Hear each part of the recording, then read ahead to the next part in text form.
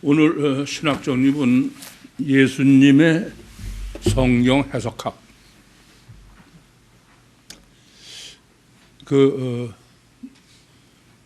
성경이 중요하다는 건 더 이상 말씀 안 드려도 충분히 여러분들이 생각하고 계실 거예요. 근데 성경을 해석하는 건 참 어려운 문제입니다. 쉽게 그렇게 해석할 수 있는 건 아니에요. 그래서 성경 해석 중에 예수님의 성경 해석이 절대입니다. 우리는 모든 것이 오직 예수죠, 기준이. 근데 성경을 해석하고도 이게 내가 바로 해석했나 아니나를 확인하는 길은 이것을 예수님이 어떻게 해석했나 그걸 확인하는 것입니다. 근데 그걸 확인하지 않고 그냥 자기가 해석한 것이 옳으니 그르니 그건 틀린 얘기예요. 제가 창세기를 정립하면서도 그게 항상 고민이 되는 거예요. 그 대표적인 예가 안식일입니다. 안식일을 내가 창세기 2장 1절부터 3절에서 이렇게 좀 해석하는 게 옳은가? 이게 안식일이 정확하게 어떤 개념이다라는 것을 쉽게 말할 수 있는 게 아니잖아요. 쉽게 말할 수 있으면 지금까지 안식일이 그렇게 오해를 받지는 않았을 거예요. 근데 문맥으로 이제 창세기에서 2장 1절부터 3절을 제가 보면서 이거는 틀림없이 우선 천국의 구원이다 이런 생각까지는 미쳤어요. 근데 그런 것이 아무리 내가 옳다고 해도 그게 옳은지 아닌지는 판단하기가 어려운 거예요. 오늘 우리가 정립한 것처럼 성경 자체가 그렇게 해석을 쉽게 할 수 있도록 기록된 게 아니잖아요.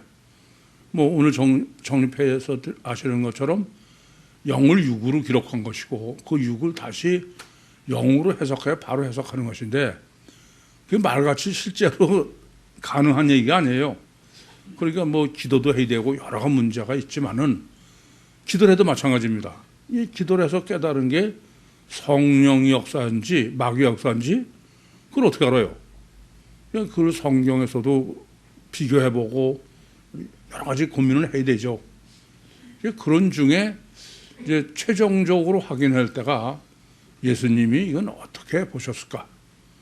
물론 예수님이 보셨다는 게 구약에서나 이런 것을 전부 다 있는 건 아니잖아요. 그래서 의문이 있는 것은 가능한 한에 있어서는 최종적 결론은 예수님에게 가서 나야 돼. 그 점을 깊이 생각하셔야 됩니다. 물론 우리는 지금 이제부터 외다리 헬라어 복음서를 정립하는 것이니까 그건 전부 예수님이 어떻게 하셨느냐죠. 근데 예수님이 어떻게 하셨냐도 내가 그걸 바로 지금 보고 있는지 아닌지를 어려워요, 그게. 그러니까 사복음서가 있다고 그러지 않습니까? 사복음서를 비교를 해서 이게 방향이 이렇구나 이런 것을 확실하게 해야 돼요. 어쨌든 우리가 성경 해석을 하는 것은 최종적인 것은 예수님이 어떻게 하셨느냐. 그러면서 그게 우리의 기준이 돼야 돼요. 주님은 하나님이면서 인간이시라 그래서 0을 6으로 세미나 때도 말씀드렸지만 예수님은 0도 보시고 6도 다 보시니까 0을 어떻게 6으로 6을 또 어떻게 0으로 보시나 이런 점을 항상 예술 기준으로 해야 돼요. 그래서 다른 데도 성경을 볼 때 그런 점을 고려해야지 그렇지 않고 보니까 말은 복음서 신학인데 복음서하고 상관이 없어지는 거예요. 그래서 항상 여러분들도 마찬가지예요. 자기를 늘 의심하라 그런 말씀을 당부를 드리는데 그런 중에 다 자기 나름대로 보이는 데가 있겠죠. 그러나 그것을 궁극적으로 주님이 어떻게 해석을 하셨나 하는 점에 최종 결론을 내야 돼. 그렇지 않고선 하면은 그건 상당히 틀려요. 여러분들이 전에 제가 설교한 거를 정리해 오신 걸 이렇게 보면은 그런 점이 거의 안 보여요. 그냥 자기가 지금까지 알고 있고 생각하던 것을 그냥 거기다 맞춰서 정리를 한 것뿐이지 그거는 결국 그 본문 자체일 수가 없다 그런 말입니다. 그래서 우리가 여러 면에서 겸손해야 되고 고민해야 되지만 이 특별히 성경 해석에 있어서는 주님이 어떻게 해석을 하셨느냐. 그게 이제 또 오늘도 정리해서 어려운 것처럼 웬만큼 해가지고는 그게 어려워요. 왜 어려우냐면은 그냥 6을 6으로 해석한 거면은 이성적으로 생각해서 가능할 수 있어요. 그러나 이 0을 6으로 한 걸 6을 또 0으로 하고 이러면은 이게 웬만큼 여러분이 그냥 알고 성립하지 않고는 실제로 그 6을 0으로 이렇게 하는 것이 명확하게 보이질 않아요. 그래서 말은 쉬운데 실제로는 굉장히 어렵습니다. 그래서 항상 여러분들이 코일을 하시면서도 게으르지 말고 예수님은 어떻게 이걸 이해하셨냐. 그러려면은 뭐 구약이나 이런 것을 복음서에서 확인하는 것은 말할 것도 없고 복음서도 네 복음서를 비교해 봐야 돼. 네 복음서에서 어떻게 하셨냐 하는 거를. 그래서 성경 해석학에 있어서 성경을 어떻게 해석할 것이냐라는 것이 뭐 가장 절대의 중요한 문제인데 그것을 예수님의 성경 해석학의 결론을 맞춰서 신학을 정립하도록 하겠습니다. 우선 그러기 위해서는 첫째 성경 신학이 정립되어 있어야 돼. 그냥 뭐 나는 믿습니다. 뭐 그렇게 해서 되는 게 아니에요. 성경 자체의 신학을 정립해야 된다. 이 성경 자체를 신학을 정립하는 데에는 제일 뭐가 문제가 되냐면은 뭐 성경은 결국 하나님과 사람의 문제고 하나님과 사람을 어떻게 보느냐의 문제고 그건 하나님이 사람을 어떻게 어떤 목적으로 창조하셨는지부터 정리해야지 그걸 빼놓고선 성경을 봐요. 그건 아무 소용이 없어요. 그래서 여전히 그 성경을 해석할 때 가장 근본은 7일 창조의 설교예요. 하나님이 왜 7일에 사람을 7일 창조를 하셨나. 그거부터 해야 사람을 바로 알 수 있죠. 하나님의 목적을 바로 알아야 된다. 하나님은 천지 창조는 6일에 창조를 하시는 건데 굳이 성경이 7일 창조로 설정해 놓으신 것은 이미 말씀드린 대로 하나님이 천지 창조하시는 목적이 그냥 천지 자체의 목적이 있는 게 아니라 천국을 완성하기 위해서 천지를 창조하셨고 사람을 창조하셨다. 그래서 하나님은 하나님과 사람이 인격적 화목한 자녀를 얻기 위하십니다. 그렇기 때문에 사람을 하나님의 형상대로 지으시고 그리고선 천국에서 화목하게 여기서 천국에서 이 육체의 과정 속에서 하나님과 화목한 것은 이 육체의 과정 자체가 목적이 아니고 천국이다. 그를 육신 사후의 천국에서 구원이다. 그렇게 오늘 정리해드렸죠? 그럼 명확한 얘기가 되는 거예요. 그러니까 육신이 죽은 후에 내 영이 천국에서 하나님과 화목하게 되니까 그것을 목적으로 사람을 설계하신 게 육체 우선 이중체다. 사실은 육체 우선 이중체로 창조하셨기 때문에 모든 문제가 생기는 거야. 그렇다면 아주 간단하죠. 근데 내 안에 영이나 또는 하나님이 내 안에 임마누엘 하시는 거로 완전한 화목한 그 관계를 설정해 놓으셨는데 육체 우선이라는 게 얼마나 강하게 하느냐 하나님도 다 갖출 수 있도록 그래서 하나님보다 육이 더 우선되게 그건 뭐 신학적으로 다 정립을 해드렸기 때문에 그것은 뭐 더 설명 안 드리겠어요. 그래서 이렇게 육체 우선 이중체로 창조했기 때문에 원죄가 필연이다. 보이지 않는 하나님과의 인격적 관계가 목적인데 그 인격적 관계를 해야 되는 하나님 자체가 육우선 상태에 갇혀 있을 수 있는, 그러면 어느 게 더 강한 거예요? 육우선이 더 강한 거야. 필연적으로 가시적인 게 더 강한 거고. 그러니까 하나님은 필연적으로 관념일 수밖에 없는 거예요. 그렇죠? 육우선으로 해놔서 가시적결과 잘 되면은 보이지 않는 하나님을 육우선이와 가시적결과 잘 때인 인간이 육보다 하나님을 더 실제로 여기는 건 그건 불가능한 거예요. 아예 설계 자체가. 그러니까 하나님은 아예 관념일 수밖에 없다. 그 점이 명확해야 됩니다. 그래서 그것을 성경은 어떻게 증거하느냐 하면 선악과 먹으면 죽는다. 그런데 하나님은 선악과 먹으면 죽는다 그래서 사람은 부정적인 것이 뭐 훨씬 더 무서운 거죠. 근데도 뱀의 미혹을 받고, 그러니까 사탄이 배 보이는 거로 했죠. 그래서 선악과를 목숨을 걸고 먹었다라는 성경적 논리는 인간은 그 자체가 육체 우선이요, 인간은 가시적결과 잘 되지 하나님은, 영인 하나님은 관념일 수밖에 없다. 그 내용도 역시 관념일 수밖에 없는 거예요. 그래서 실제로는 이중체인데도 육이 절대고 가시적결과 절대로 단일체로 이해하는 것을 저는 육체 우선 이중체다 그렇게 말씀드렸어요. 그래서 성경은 모순일 수밖에 없어요. 성경은 왜 모순일 수밖에 없느냐? 우선 사람 자체가 모순이죠. 아니 전능하신 하나님이 창조하신 육체가 전능하신 창조주보다 더 우선이다. 그처럼 모순이 있어. 그렇지 않습니까? 이게 우선 아셔야 될 거는 성경은 맨 처음부터 아예 모순이 아주 총집결되게 성경이다. 그것부터 아셔야 돼.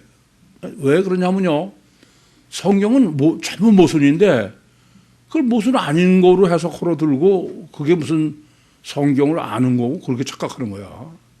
예, 제가 늘 그런 말씀드리죠. 성경은 단 한 절도 그 의문 없이 못 본다. 왜냐하면 모순으로만 써 있으니까. 왜 그래요?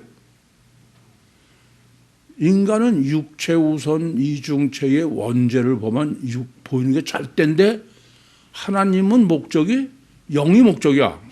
영하고 내 영이요 하나님의 영이. 그런데 영은 해봐야 하나만 와요. 그건 관념이니까 그냥 그걸 실제로 여길 사람이 없어. 그러니 하는 수 없이 사람이 실제로 여길 수 있는 방법으로 계시를 하셔야 돼. 그게 뭐예요? 영의 실제를 육으로 하기 전에는 영을 영으로 하면 사람들은 다 지워버려. 그건. 아니 먹고 죽는데도 목숨을 걸고 먹는 사람이 그거 그냥 다 없애지. 그래서 이런 원리만 조금만 생각하시면은 사람 창조의 설계를, 그러면 성경은 필연적으로 모순 아유 덩어리다. 그렇게 하셔야 돼요. 이 점을 먼저 아셔야 모순인 것을 모순 아닌 거로 보고 하니까 문제가 되는 거예요. 모순이래야 해결이 되죠. 찾을 수 있죠. 그래서 사실 7일 창조라는 것 자체가 모순이야. 하나님 무슨 창조면 6일 창조면 되는데 왜 7일이냐. 이거부터도 저로서는 그건 엄청 고민을 많이 한 겁니다. 뭐 더 말할 것 없이 창세기 2장 7절에 육체 우선 이중체로, 그것 뭐 말할 수 없는 모순이죠. 또 창세기 2장 18절에도 독처하는 것이 좋지 못하다. 그건 뭐 철저히 모순이죠. 전능하신 하나님이 독처하는 게 좋지 못하면 독처 안 하게 왜 처음부터 창조해야지. 성경은 아예 모순이고 그래서 의문을 가질 수밖에 없게 그렇게 설정해 놓으신 거예요. 근데 그거를 영을 6으로 기록했기 때문에 그것은 모순이 안 될 수가 없죠. 하나님은 영을 6으로 기록했다 그런 말을 안 하셔도 제가 볼 때는 뭐 제가 창세기 고민하고 그럴 때 영을 육으로 계시하셨다 그렇게 알아서 그런 건 아니야. 근데 도저히 안 되는 게 3년 동안 쓰려마도 이게 무슨 다 투성이니까 그렇게 해서 이제 자꾸 고민하면서 정리한 거죠. 그런 걸 모르니까 사람들은 왜 선악과를 나서 말썽이냐 뭐 이런 얘기를 하는 것이죠. 몽땅 모순이에요. 몽땅 모순. 예? 아니 여러분 가인과 아벨도 모순 아니에요? 아니요. 가인이 아벨을 죽였다는 게 설정이 잘못된 거죠. 우리 아니 하나님은 선하기를 원하는데 그렇잖아요. 근데 아벨이 뭐 꼼짝 못하고 당하는 거야. 일일이 생각하면 끝도 없습니다. 뭐 대표적인 것만 말씀드려도 창세기 17장 9절부터 14절에 할례도 이 할례 신학을 왜 지금까지 정립을 못했냐? 모순은 안 봐서 그래. 모순이죠. 하나님은 할례가 절대면은 전능하신데 할례된 상태로 창조하시지 왜 무할례로 창조를 해놓으시고선 할례의 계명을 주시냐 이게요. 그런 게 제가 볼 땐 그래. 그 의문 없이 볼 수 있다는 것 자체가 도대체 그건 말이 안 돼. 그건 성경을 보는데 아예 맹신맹종하는 것으로 우리도 여러분도 이 세상 사람들은 다 피복음으로 훈련이 돼 있어. 그러니까 모순을 볼 수 없는 것이죠. 뭐 처녀잉태는 제가 보면 이래요. 모순을 모순으로 보는 거는 모순을 못 보고 모순이 아닌 거는 모순으로 보는 거야. 아니 처녀잉태라는 것 자체는 그건 모순이 전혀 아니에요. 왜요? 전능하신 하나님이 하시면 성령잉태했다고 하는데 그게 뭐가 모순이야? 그렇지 않습니까? 근데 뭐가 모순입니까? 마리아라는 육신 안에 하나님이 들어있는 그게 모순인 거야. 이게 진짜 모순이 뭔지를 모르는 거죠. 그래서 뭐 처녀잉태인 건 과학적으로 말이 안 된다. 그건 애초부터 뭐가 잘못됐냐면 그 사람은 하나님이 없다고 그러니까 그렇죠. 그건 창조론이 성립되지 않는 거예요. 근데 하나님이 계시면은 그게 뭐가 말이 안 돼. 전무한 상태에서 창조하셨으니까 뭐 전혀 문제가 되지 않는 것이죠. 뭐 다 열거할 수가 없을 정도야. 그 중에 또 요한복음 7장 4절에 형제들이 성경은 그렇게 얘기하죠. 형제들이라도 주님을 믿지 않는다. 왜냐하면 아니 나타내기를 구하면서 숨어 사는 사람이 없는데 왜 형은 나타내기를 구하면서 숨어 사느냐. 모순으로만 보이는 거죠. 뭐 탕자 그 대표적이죠. 탕자의 손을 들어주는 게 모순이 아니에요. 그냥 모순이 아까는 말이 안 되는 거예요. 또 요한복음 8장 1절부터 11절도 가늠해서 현장에 잡힌 사건. 정죄하지 않는다 그러니까 뭐 사랑으로 해석하지만 이게 얼마나 그게 모순으로 보이면은 여호와의 증인에서는 그걸 빼버려. 이렇게 성경은 모순 아예 전집이다. 이게 뭐 그런 거는 아예 생각 안 하고 예수님은 사랑이 많아서 박유지다 이게요. 그런 것의 모순은 또 이루 말할 수도 없지. 세미나 때서 말씀드리지만 베데스다 목가에 가가지고선 예수님 38년 된 사람 그 사람만 나머지는 놔두고 숨고 그런 게 아무리 상쾌해 보이는 건 그건 성경을 하나님의 말씀으로 보는 게 아니다. 그런데 이렇게 모순이 하나님이 모순으로 계시하실 수밖에 없는 거죠. 왜요? 영을 육으로 했기 때문에. 그러니까 모순으로 설정하신 것을 예수님이 제대로 해석하실 수 있을 때까지 그때까지 보존을 해야 돼. 아시겠어요? 그게 아까도 마태복음 13장에서 예로 말씀드린 것처럼 창세로부터 감추었던 것을 예수님이 비유로 너희들한테 나타낸다. 그러신 거예요. 그게 지금 성경 신학, 예수님의 공생의 사역의 절대적 요소죠. 그게 바로 창세기 3장 22절부터 24절에 생명나무의 길을 그룹들과 도는 하얀검으로 지킨다. 그 말은 뭐예요? 전혀 누가 따먹지 못하게? 아담 후손이. 그 말은 아담 후손이 아닌 원자가 아닌 주님만이 해석할 수 있는 거야. 그때까지 주님이 성육신에서 오셔가지고 우선 정립하고 해석할 때까지는 못하게 해놓으신 거예요. 그렇게 창세부터 비밀을 주님이 이제 제대로 해석하시는 거죠. 그래서 하나님께서는 할 수 없이 성경을 영을 육으로 영적 실제를 육의 실제로 기록한 것을 언제까지 보존을 해야 되냐면 주님이 오셔서 그거를 다시 육적인 것처럼 기록된 것을 영으로 해석하실 때까지. 그래서 그때까지는 말씀을 그렇지 않고 그냥 문자적으로 맹신하고 맹정하게 하지 않으면은 그건 다 없어져요. 아시겠습니까? 그래서 사람은 그건 자기가 이해되도록 바꾸든지 아니면 갖다 버려.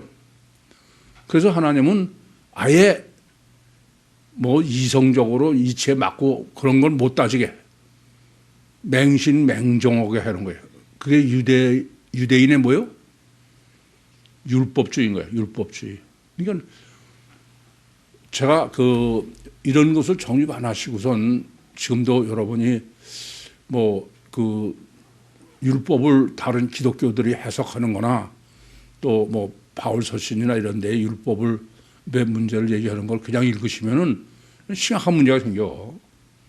물론 생각 안 하는 사람 같으면은 그냥 그렇구나 그러고 넘어가겠지만 저 같으면 굉장히 제가 의문 많이 생겨서 왜 하나님이 이거 서신서나 이런 것도 다 계시하신 것인데 그리고 유대인도 하나님이 특별히 선택한 사람인데 왜 이 사람들은 못 쓸 짓을 하느냐 그렇게 보이는 거죠. 그렇지 않습니까? 더군다나 그래서 예수를 죽이고 그랬으니까. 근데 그게 하나님의 필연으로 다 이해가 돼야 돼. 그래 완전한 신학이에요. 그럼 지금 말씀드린 것처럼 성경은 영의 실제를 육으로 계시한 것이다. 그러면 그것은 필연적으로 모순이 생길 수밖에 없다. 근데 그 영을 육으로 계시한 거를 그걸 다시 영으로 해석할 때까지 보존되지 이게 모순되고 틀렸다고 버리면 안 되니까. 그래서 유대인들은 말씀을 맡았다고 그런 것처럼 맹신맹정하게 해놓으신 거예요. 그 가장 완전한 증거가 있는 게 사회사본, 쿰난사본이죠. 예수님 오시기 전에 방치됐던 것이 2000년이 넘어서 봤는데도 다른 것들은 그동안에 여러 필사의 과정을 거쳐서 지금 남아있는 건데 그거는 2000년 넘어 전에 쿰난에 들어있던 그대로 있던 거를 지금 여러 번 반복해서 필사한 걸 비교를 해보면 거의 완벽하게 같은 거예요. 왜 그래요? 뭐 글자 하나하나에 그냥 목을 매는 거지. 그래서 유대인의 율법주의 또 뭐 그걸 그대로 보존하려고 그러는 유대인은 뭐 참 우리가 보면 한심할 정도로 그러잖아요. 얼마나 철저하게 지키려고 그래요? 안식을 지키는 거 보면 알죠. 엘리베이터도 손 안 대고 그럴 정도로. 그러니까 그냥 한자도 그건 뭐 못 고쳐. 그렇게 했기 때문에 지금까지 성경이 남아있고 그 주님이 해석하실 때까지 그런 거죠. 그래서 그런 이렇게 성경을 보존하기 위한 하나님의 설정을 모르면은 맨날 유대인 비방만 하는 거야 그냥 율법주의라고. 근데 한심한 거는 어떻게 기독교는 율법 아니에요? 유대인 그냥 아니에요. 기독교도 율법이야. 이게 참 문제가 되는 거죠. 어쨌든 유대인들은 이렇게 사람들을 율법주의로 해서 성경을 변역을 못하게 하나님이 그렇게 하셨다. 그래서 성경 보존의 목적이 있다. 그렇지 않으면 성경을 제대로 보존하셔서 주님이 바로 해석하고 그렇게 해서 천국 구원이 제대로 이루어지지 않으면은 하나님은 천지를 창조하시나 마나야. 그래 안 그래요? 목적이 천국 완성인데. 그러니까 그거는 유대인들한테 감사해야 돼. 유대인들이 감사하지. 그렇지 않으면 지금까지도 성경은 없는 거예요. 아시겠죠? 그래서 이제 성경 해석에는 제일 먼저는 성경이 1.1획도 오류가 없는 하나님의 말씀이라는 확신이 있어야 돼. 그렇지 않으면 우리도 다 마찬가지예요. 보다가 무슨 되고 어쩌고 그러면 자꾸 내가 이해되는 대로 뒤틀어. 그게 문제인 거예요. 그러니까는 있는 대로, 그건 꼼짝 못하게 있는 대로 그냥 놓고 볼 수 있어야 돼. 그래서 백지가 절대다 그랬어요. 그러려면은 어쨌든 어떤 확실한 믿음을 가지고 있어야 되냐면 성경은 1.1획도 오류가 없는 하나님의 말씀이다. 그래서 제가 저한테 뭐 옳으니 그러니 그런 사람이 논쟁을 하면 저는 딱 하나만 조건만 세워. 성경이 1.1획도 오류가 없는 하나님의 말씀이라는 전제라면 누구와도 나는 논쟁할 수 있다. 내가 증명해 줄 수 있다. 근데 제가 지금까지도 이렇게 서로 논쟁을 하다 보면은 이 사람이 자기 논리가 막히면은 그 제가 얘기하는 것처럼 야, 이건 객관적으로 말이 안 되잖냐. 그쪽이 아니야. 지가 믿고 싶은 쪽으로 그게 이제 흘러가지고 더 이상 논리 전개가 안 되더라고요. 그러니까 그런 사람은 누가 보든지 난 좋다. 그렇게 제안을 하죠. 이게 첫째는 그 축자 영감, 그냥 한자도 오류가 없다는 확신을 가지고 있어야 되고 거기에는 백지, 있는 대로 보는 거예요. 있는 대로 봐야 돼. 있는 대로 보지 않고서는 그 말은 해봐야 그건 말장난이지 아무 소용이 없는 거예요. 그 다음에 문제죠. 그러면은 있는 대로 보고서는 그러고 모순이 돼야 돼. 제 맘대로 보고서 모순이 아닌 것도 지 맘대로 모순으로 생각하니까 그건 안 되는 거죠. 이게 있는 대로 보고선 분별을 해야 돼. 그걸 제가 늘 뭐라 그러냐면 정당한 의문이다. 제가 보면 정당한, 당연히 의문이 있어야 돼, 이거는. 근데, 야, 그게 왜 이상하냐, 이러는 거야. 뭐 그전에도 말씀드렸지만, 저한테 제가 침례 요한에 대해서 너무 이게 문제가 많아가지고, 이러니까 그 목사 하는 소리가, 목사님 어떻게 그런 생각을 합니까? 그래서 나는 하도 어처구니 없어서, 목사님 어떻게 그 생각을 못 합니까? 그래서. 당연히 생각할 걸 그 사람은 그게 이상한 거야. 그렇게 돼 있어요, 지금. 참 안타깝죠. 첫째는 그래서 있는 대로 보고, 그러면은 의문이 안 생길 수가 없어. 그래서 의문을 안 생겼다면 그 사람은 그건 이미 이성이 마비된 거야. 왜냐하면은 그것은 정상적인 이성으로 보면 모순이 되게 아예 하나님이 그렇게 기록한 건데, 그 모순으로 안 보이면 그 사람은 문제가 있는 거죠. 그건 분별력에 문제가 있는 겁니다. 이제 그렇게만 해가지고는 안 돼. 그러려면은 백지를 보려면은 우선 자기부터 내려놔야 돼. 부인해야 돼. 자기가 딱 고집하고 있으면 안 되는 거야. 여러분들은 아무리 아닌 것 같아도 제가 이제 어쩌다가 질문을 해보고 그러면 여러분 답은 백지에서 생각한 게 아니야. 제가 그 오늘도 오직 성령이 먼저냐, 오직 예수가 먼저냐 그러듯이 이미 자기한테 학습된 게 있는 거야. 그게 마치 그 자기가 생각한 것처럼 얘기해봐야 그건 소용없어요. 이게 정말 백지에서 생각해보라는 얘기인데 학습된 것 자체 그게 그렇게 어려워. 오죽하면은 성경이 먼저라고 그러죠.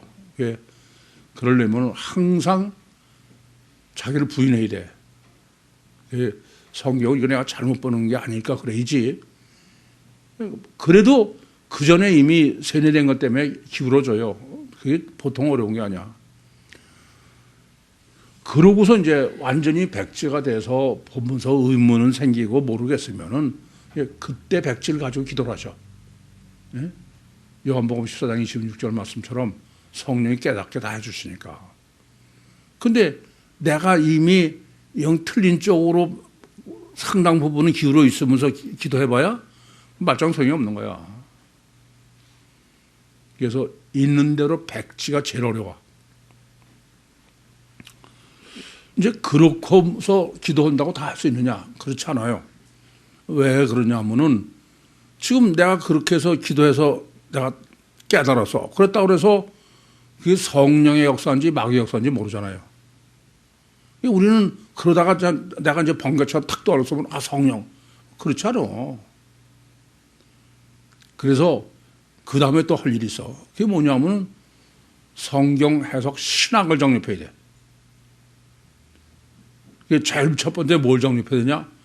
영성 세미나에 영적으로 정립을 해야 돼. 영적으로 정립하지 않으면요, 마귀냐 성령이냐도 고민 안 해. 이해돼요? 그냥 지 경험은 다 성령이야. 이게 뭐 심각한 문제죠. 이게 제일 첫 번째는 영성 신학을 정립해야 돼. 영성 세미나라고 제가 말씀드린 것처럼. 두 번째는 창세기 1, 2, 3장은 그건 정립을 해야 돼요.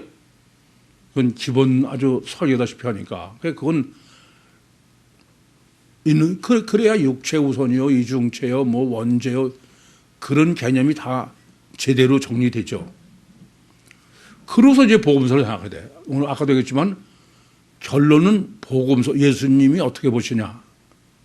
그렇게 해서 신학도 하나씩 차근차근 쌓아가야 돼. 여러분은 모르시지만 저는 뭐 설교할 적마다 신학의 논리로만 쭉 설교를 하니까 여러분도 모르게 상당 부분은 여러분 그 신학이 내재되어 있어요. 정리되어 있습니다. 마치 피 때문에 피복음이 절어 있듯이 그게 뭐 얼마나 깊이와 넓이와 무게가 어떤지는 차이가 있겠지만은 그건 필연적이에요. 그래야 우선 첫째, 이게 육적 팩트냐 영적 팩트냐 그것을 알 수 있어요. 그렇지 않고는, 왜냐하면 육도 육으로 기록하고 영도 육으로 기록했으니까. 그렇죠? 그래서 영성신학을 정립해야 돼. 이건 영성신학에다 창세기에다가 그것은 예수님의 답을 항상 전제로 해서 생각해야 돼요. 그건 아까도 좋은 예로 안식일을 제가 예를 들었습니다. 그러면서 또 정립할 건 뭐냐면은 신관계냐 인간관계냐 항상 그 점을 염두에 두셔야 돼. 왜냐하면 하나님은 신관계인데 인간관계로 계시란 거야.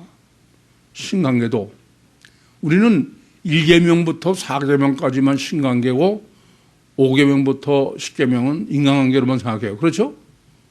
그런데 예수님이 살인죄와 간음죄를 해석하시는 걸 보면은 인간관계도 그냥 인간관계가 아니야. 뭐에 관한 거예요? 신관계의 결과예요. 이해돼요? 그래서 그 점을 염두에 두셔야 된다. 이제 그러고 나서는 어떻게 해야 되느냐? 예수님이 어떻게 해석하느냐? 뭐 일일이 정리할 게 너무 많지만은 그 점을 생각하셔야 돼. 예수님 해석이 궁극적인 답이 돼야 돼요. 그게 우리가 지금 외다리 한라고 복음서라는 거야. 그래서 지금 서신서를 안 된다 그런 것도 그건 복음서의 모순이 되면 안 되는 거예요. 어떤 거든지. 이해되죠? 그게 우리가 다 배제하고 외다리 헬라어 복음서로 지금 이제 결론으로 다 잘라버리고 외다리 헬라어 복음서만 가자. 이게 안식일 같은 경우에 아까도 잠깐만 말씀드렸습니다만 제가 안식일을 해석하면서 야, 안식일이 천국 구원이고 천국은 이제 뭐 육은 아무것도 없으면 자유고 이건 구원이고 이렇게 이제 생각까지는 했어. 근데 과연 이 해석이 하나님이 안식일을 설정하고 맞느냐? 이제 그게 문제인 거죠. 근데 예수님의 공생의 사역의 배경은 항상 뭐예요? 안식일이야. 그게 안식일은 그런 문제가 생기는 거죠. 그래서 제가 내 해석이 확실하다.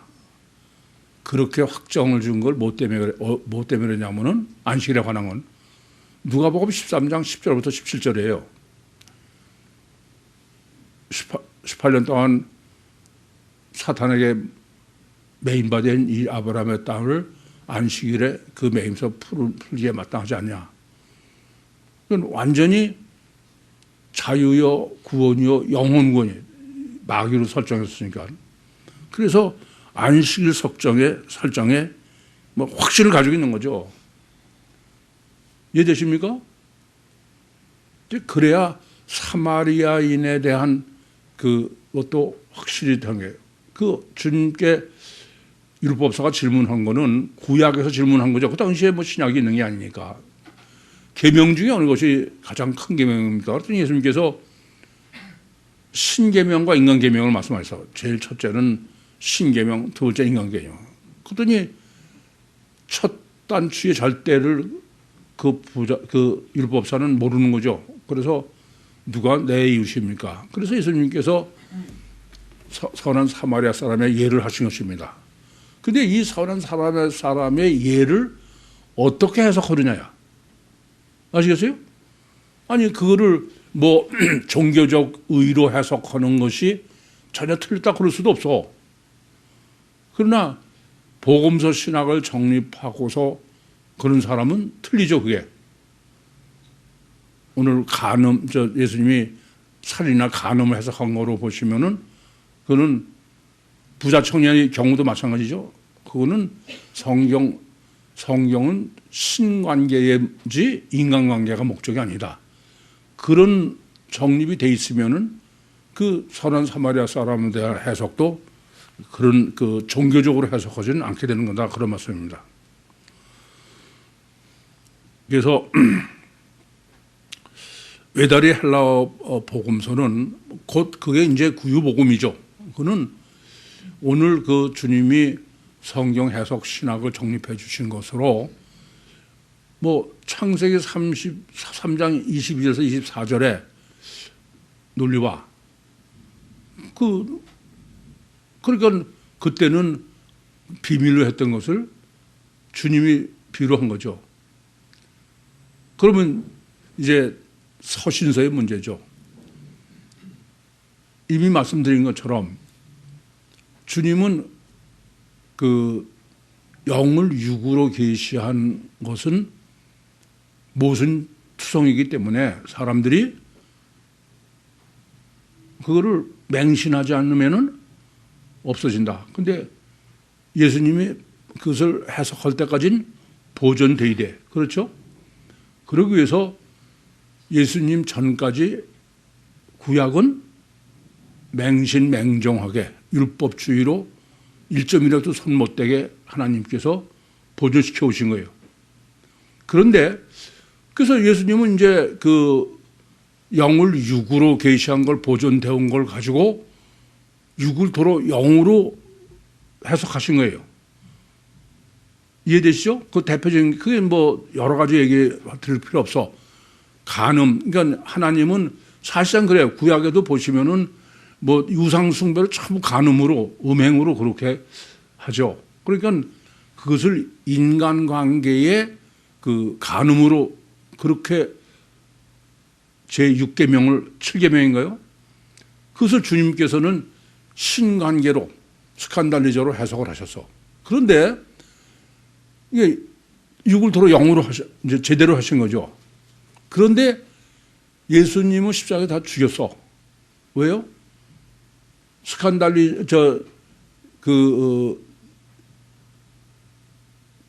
맹신맹종이 워낙 강해서 그러니까 그게 안 맞다 이거야. 그래서 예수를 죽인 거죠. 그러면은 어떻게 해야 되느냐?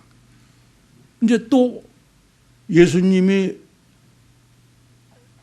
육을 영으로 해놓은 것을 구유복음까지 보존해야 돼. 그러면 그 과정 속에는 또 어떻게 해야 돼요? 육을 영으로 해석하는 게 아니라 그냥 육으로 비유로 해놓으신 걸 그대로 또 맹신해야 돼. 맹신맹종해야 돼. 이해되십니까? 그게 뭐예요?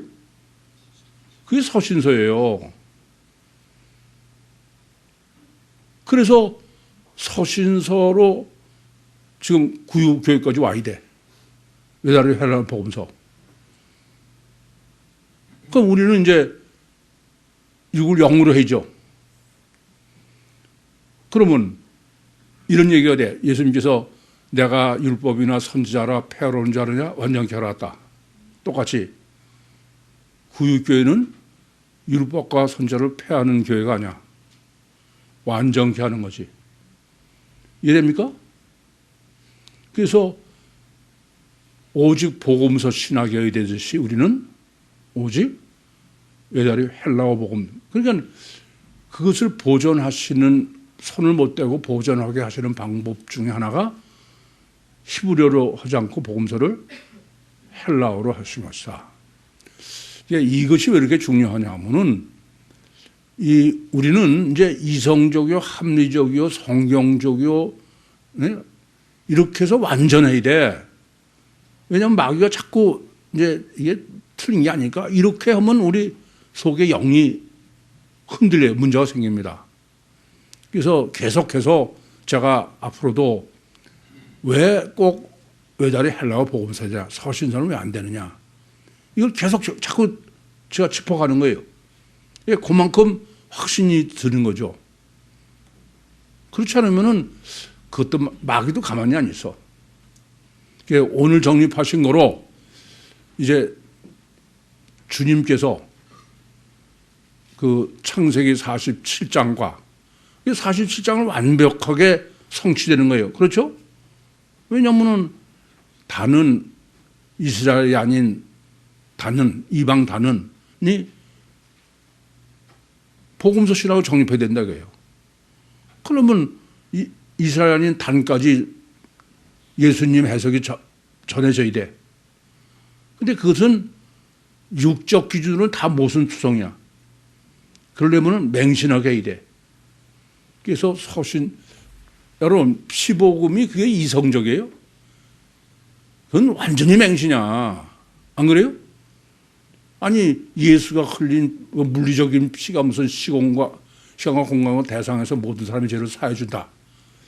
미친 소리지. 그건 논리 이성적으로 전혀 안 되는 얘기입니다. 그런데 2000년 동안 지구상의 50억이 그걸 진리로 다 믿고 있는 거야. 그건 하나님의 섭리예요. 목적은 어디 있다고요? 우리야, 우리. 그래서 한 목자에게 한 무리가 될 수밖에 없어. 이제 충분히 이해가 됩니까? 아니, 제 말씀은 서신서가 그렇게 있어야 되는 이유가, 그렇지만 그것은 과정이지 그건 절대 목적이 아니다.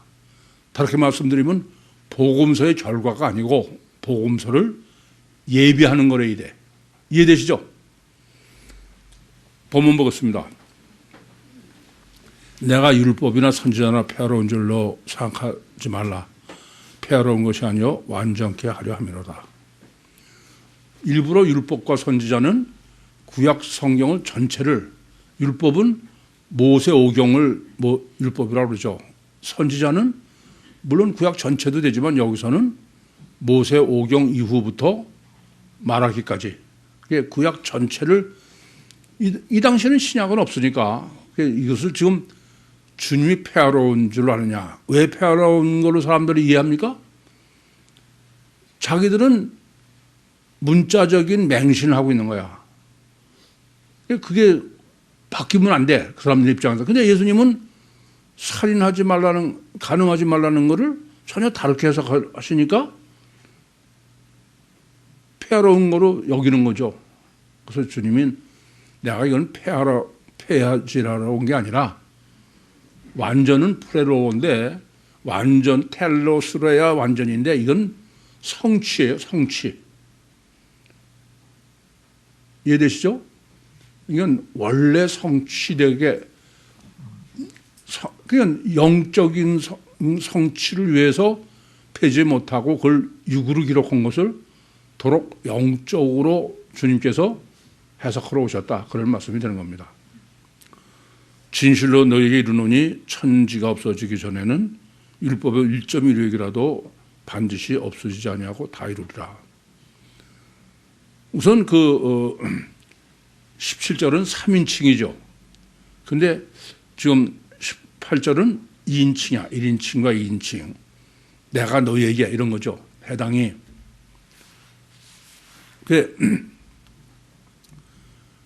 진실로 아멘은 뭐 이미 설교에 말씀드렸고, 너희라고 한 것은 제자들이죠.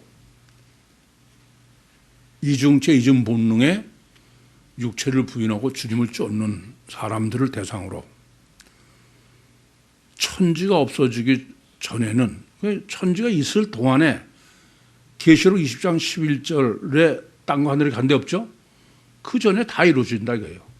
그러니까 1.1핵이다고만 우리는 다 그러니까 하나도 빠지지 않고 이루어진다고만 생각하지, 그냥 주님께서 이건 다 이룬다가 아니라 천지가 없어지기 전이니까 물리적이고 육적인 이 세상에서 완전히 이루어진다 이거예요. 그거는 하나님이 창조하신 창조는 원래 육적 물리적이죠. 그대로 되는 거예요. 과학이다 이런 얘기야. 반드시 없어지지 않냐고 다 이룬다. 이룬다는 기노마야. 그것은 된다 이거. 다 된다. 다 그런 거지 헛도 없이 하나도 없다. 꼭 뭐 이거 원문을 주석 가다로 보면은 뭐 히브리어에 무슨 뭐 요드가 어쩌고 그러는데 그런 거에 빨려들면 진짜를 못 봐. 그럴 거 없어. 뭐 그렇게 여러분이 그걸 다 자세히 알아야 되는 거 아니야. 이게 1.1이라고 쓴 말은 아주 조그만 것도 아니고 다 완전하게 이루어진다. 그런 것으로 봐야 우선 천지라는 것도 없어지기 전이라는 개념이 계시록 20장 11절의 얘기다. 이런 것을 알 수 있는 거죠. 그러므로 누구든지 이 계명 중에 지극히 작은 것 하나라도 버리고 또 그와 같이 사람들을 가르치는 자는 천국에서 지극히 작다 일컬음을 받을 것이요 누구든지 이를 향하며 가르치는 자는 천국에서 크다 일컬음을 받는다. 우선 그 구문을 좀 보셔야 돼. 17절은 3인칭이죠. 원리 법칙이야. 18절은 1인칭, 2인칭이에요. 도로 19절은 3인칭이야. 법칙이야. 아시겠어요? 20절은 또 1인칭, 2인칭. 이해되죠? 그러니까 법칙과 적용 이렇게 지금 끌어가고 계셔. 이해되죠? 그런 것을 먼저 보실 수 있어야 돼. 누구든지 예외가 없다 이겁니다. 법칙이죠. 이 계명 중에 작은 것 하나라도 버리고 또 그같이 사람을 가르치는 자는 천국에서 지극히 작다. 이게 평가는 천국에서 한다 이거예요. 이 땅에가 아니고 이게 천국 복음이냐 세상 복음이냐 차이. 세상 복음은 여기서 복을 주고 그래야 되니까 다 벌 받고 복 받고 당연한 건 채찍이지만 천국 복음은 천국에 도달할 때까지는 그래서 철로 역정이라는 일이 생기는 거야. 하나님은 그때까지는 뭐 하나님이 어떻게 하겠다는 게 아니고 무슨 말씀이냐면은 다 가다가 구약도 보세요. 의인이 악인이 되는 거 있고 악인으로 가다가 의인 되는 것도 있잖아요.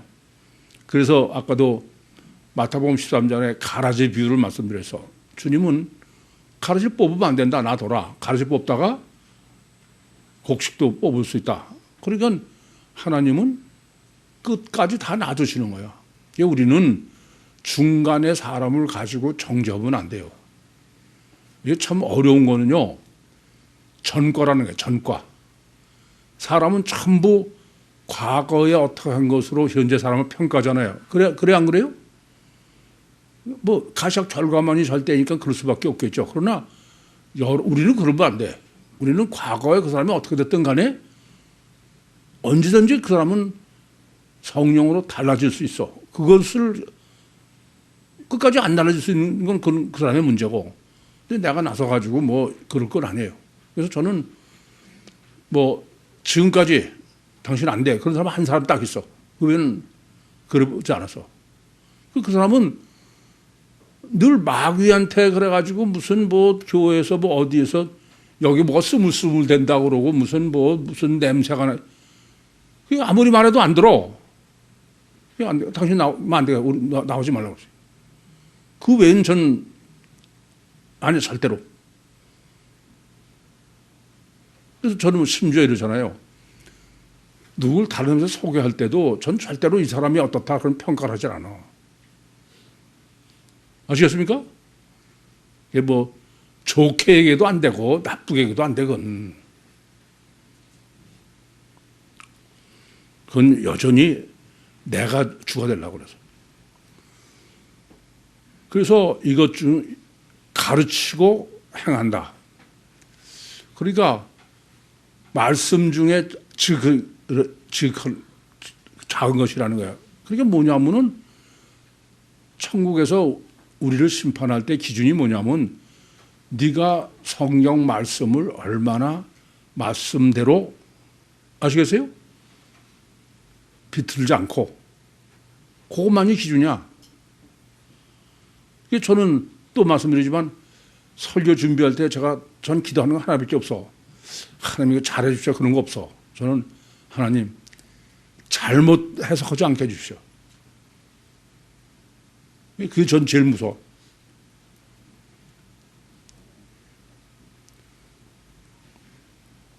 그게 기준이야, 그게. 예? 그래서 제가 세미나 때 그러죠. 처음 가서 저는 우리 목사님이 허락을 했습니다. 그럴 때 목사님이, 하나님이 너는 성경이 우위냐, 목사 우위냐. 그래서 코의를 하는 거야. 안 해도 괜찮은, 성경 해석을 안 해도 괜찮은 게 아니야. 그건 각자의 몫이지. 아시겠어요? 이래도 여전히 말 안 들어. 성경 읽으래도 안 해. 어떻게 할 수 없지. 내가 너희에게 이르노니 너희 의가 서기관과 바리새인보다 더 낫지 못하면 결단코 천국에 들어가지 못한다. 기준은 천국 구원이지 아니냐의 문제지. 아시겠어요? 천국 들어가느냐 안 들어가느냐의 문제지. 근데 그것은 더는 설명 안 드려도 돼. 등불의 의냐 햇빛의 의냐. 그래서 이렇게 체계적으로 정립하고 나면은 뒤는 설명이, 그렇지 않으면 설명이 길어져야 돼. 그러니까 앞에를 잘 정립하셔야 뒤에도 간단한 것으로 개념이 확실해지지. 질문 있습니까?